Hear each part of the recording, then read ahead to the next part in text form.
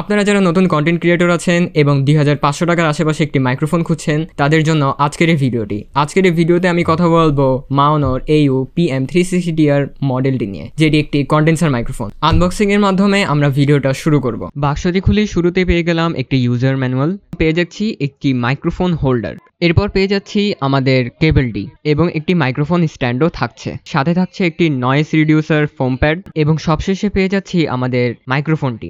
এখন আপনারা আমার যে ভয়েসটি শুনতে পাচ্ছেন এটি মাওনোর মাইক্রোফোনটি দিয়ে শুনতে পাচ্ছেন।